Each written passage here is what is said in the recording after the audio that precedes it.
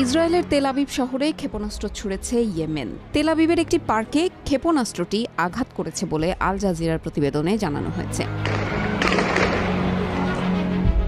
ইসরায়েলের Magen David Adom ambulance সংস্থা বলেছে, হামলায় কমপক্ষে ১৪ জন আহত হয়েছে, তবে কেউই গুরুতর আহত হননি।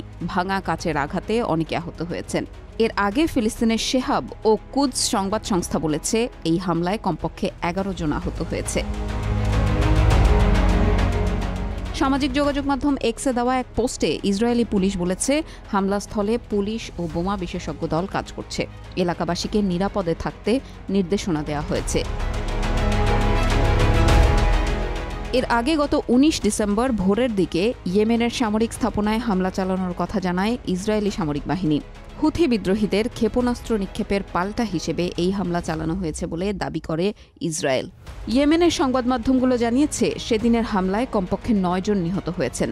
এই হামলার জবাবে ইসরায়েলে ক্ষেপণাস্ত্র হামলা চালানো হবে বলে হুমকি দিয়েছিল হুতিরা।